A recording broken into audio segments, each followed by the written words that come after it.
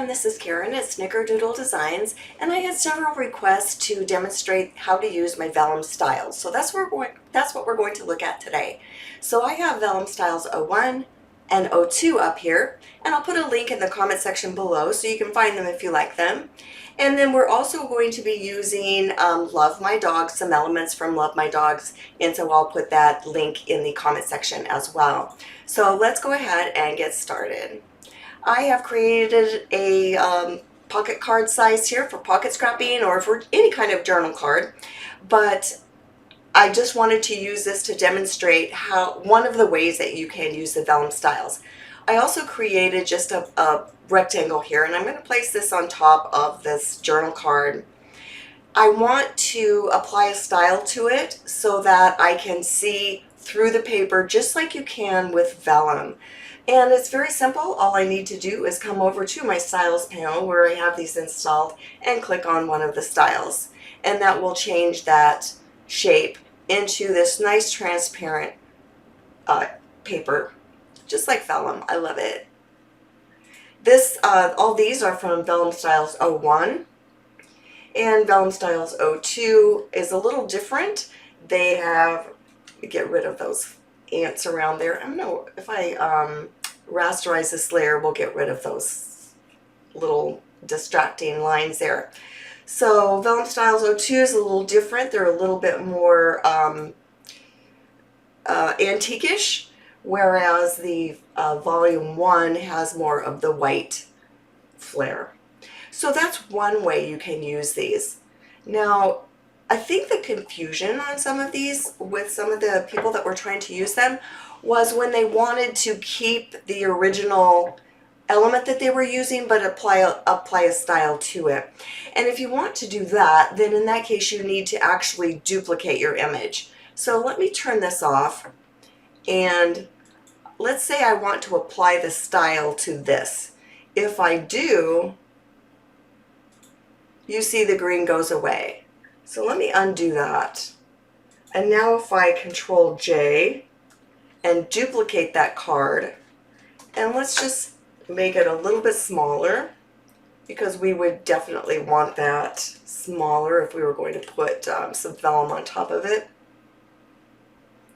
Go ahead and commit that. And now we can go ahead and apply a style to that. Take that drop shadow off. That's a little bit large for this particular image, or I'll just reduce it.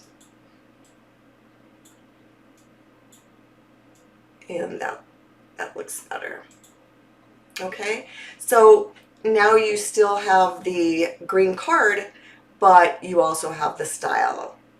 So I hope that makes sense. I can move this over and you can see that we have two layers. We have the original card and then the vellum style on top of it. Okay, all right, let's go to another option. Let's see, I'm going to turn this off and come down here to a piece of tape. Now this is just a piece of tape that is in the Love My Dog kit. And again, if you wanted to just apply style to it, you could definitely do that. And it actually makes it look like a strip of paper. Again, this is one of the styles from 02, so it has a little bit of a vintage edge there. Again, the drop shadow is too large for that. I would go ahead and change it. And if you didn't want the inner glow quite so large, you could click on this if you are in Photoshop CC, and then just go ahead and change the size of that by dragging the size slider down. If you are using Photoshop Elements, then you'll be stuck with that. But if you're using a larger image, it's not going to be a problem for you. Let's go ahead and remove that style, and say you wanted the piece of tape. Let's Control J and go ahead and apply a style to it.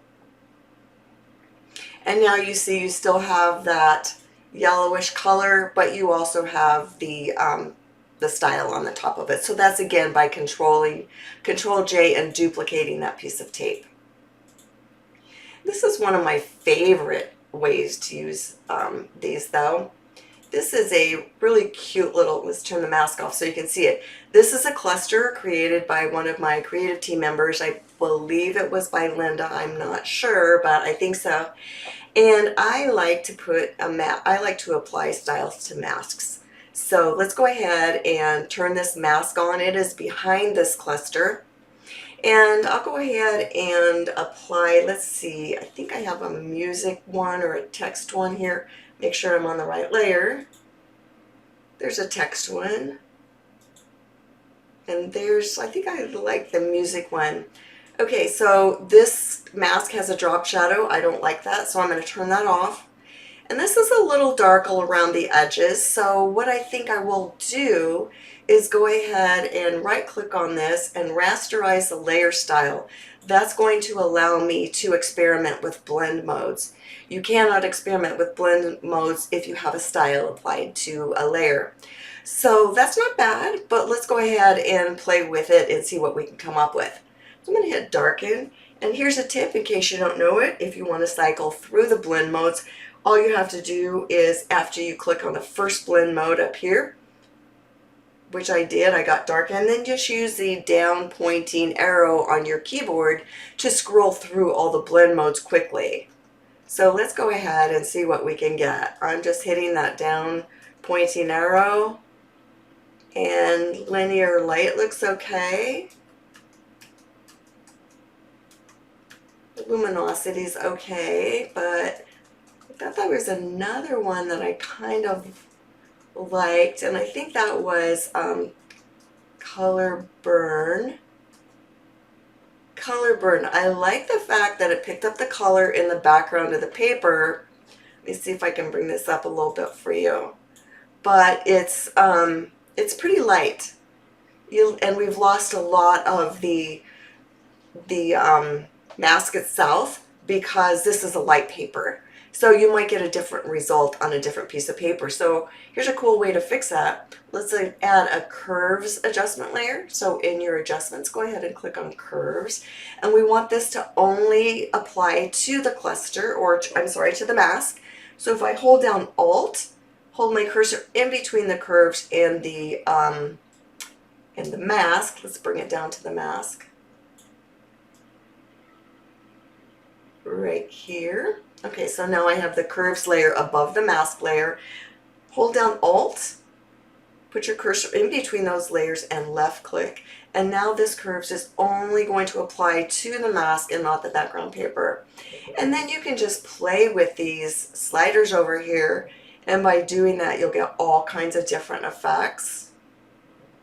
This is the black point, this is the white point. So just go ahead and play with those. And I really like that. Now I've brought that white point down, I brought the black point over, and it's really picking up the color in the back of this paper. And I like that. So I've covered these pretty quickly, but I hope this gives you a few ideas on how to use the Vellum Styles. The key is just to experiment and have fun. Thanks, and I'll see you next time.